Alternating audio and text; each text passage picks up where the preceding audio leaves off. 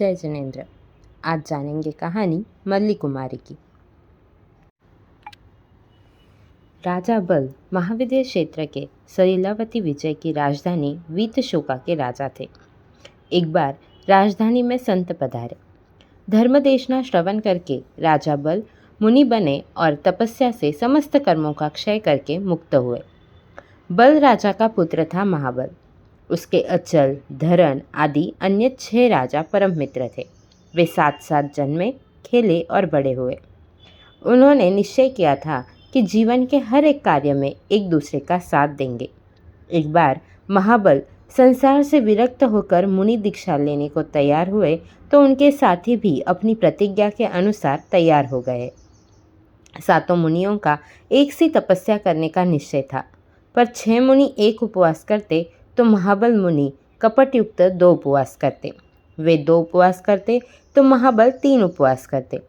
तपस्या के फलस्वरूप 7 मुनि जयंत नामक अनुत्तर विमान में देव बने। महाबल मुनि ने तीर्थंकर नाम कर्म का बंध किया, साथ ही कपट सेवन के कारण स्त्री वेद का बंध कर लिया। जयंत विमान से चढ़कर वे भरत क्षेत्र में मिथिला के राजा कुंभ की महारानी प्रभावती के कुक्षी से कन्या के रूप में जन्मे। उनका नाम मल्ली रखा गया। मल्ली कुमारी के अन्य 6 साथी उनसे पूर्व ही विभिन्न प्रदेशों में जन्म लेकर अपने अपने प्रदेशों के राजा बने थे। उनके इस जन्म के नाम थे प्रतिबुद्धि इक्ष्वाकुराज, चंद्रछाया अंग देश के राजा, शंख काशीराज, रुक्मी कुणाल नरेश, अदीन शत्रु कुरुराज, जीत शत्रु पंचालाधिपति। मल्ली कुमारी के प्रति उसके पूर्व साथियों का जो अनुराग था वह विभिन्न निमित्त पाकर जागृत हो गया और संयोगवश वे 6 राजा एक ही साथ उससे विवाह करने दल बल के साथ मिथिला नगरी जा पहुँचे। मल्ली कुमारी को जन्म से अवधि ज्ञान था। उस ज्ञान से उन्होंने अपने 6 साथियों और भविष्य में घटित होने वाली घटना को जान लिया और उसके लिए उन्होंने पहले ही तैयारी कर ली। मल्ली कुमारी ने अपने जैसे ही एक प्रतिमा का निर्माण कराया जो भीतर से खाली थी। उस प्रतिमा के मस्तक में एक बड़ा सा छिद्र था। मल्ली कुमारी स्वयं जो खाती थी उसका एक एक कौर उस छिद्र से प्रतिमा में डालती थी। वह खाना प्रतिमा के भीतर जाकर सड़ता था। उसमें अत्यंत दुर्गंध उत्पन्न हो गई थी। प्रतिमा के आसपास मल्ली ने जालीदार गृहों का भी निर्माण कराया था। उन गृहों में बैठकर प्रतिमा को स्पष्ट दिखाई देती थी, किंतु उन गृहों में बैठने वाले एक दूसरे को नहीं देख सकते थे। जब 6 राजा एक साथ मल्ली कुमारी का वरण करने के लिए मिथिला जा पहुँचे तो राजा कुंभ असमंजस में पड़ गए। मल्ली के लिए 6 राजा ने पहले मांग की थी कि तब कुंभ राजा ने 6 की मांग अस्वीकार कर दी थी। अब वे सब मिलकर परस्पर में परामर्श करके ही कुंभ राजा के साथ युद्ध करने आए थे। कुंभ ने 6 राजाओं का वीरता के साथ सामना किया, पर वे पराजित हुए और लौटकर महल में आ गए। वे गहरे दुख में डूब गए। उसी समय मल्ली कुमारी अपने पिता को प्रणाम करने गई। कुंभ राजा चिंता में ऐसे डूबे थे कि उन्हें उसके आने का पता ही नहीं चला।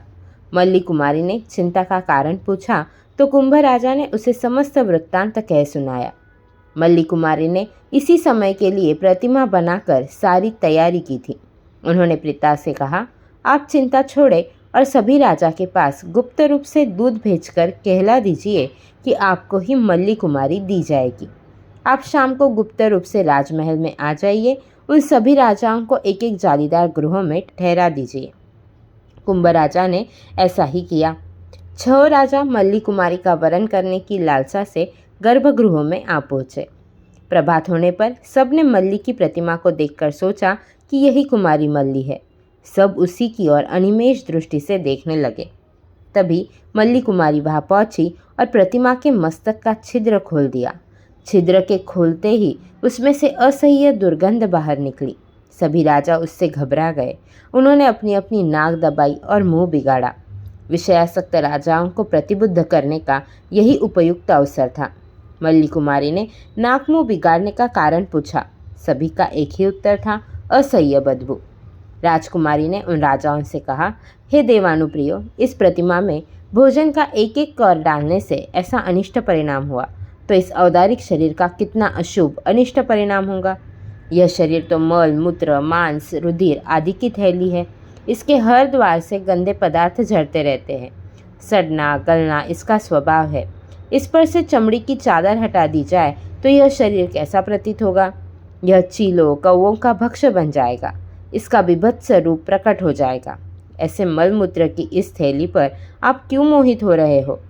इस प्रकार समझाकर मल्ली कुमारी ने उन्हें पूर्वजन्मों की बात बताई।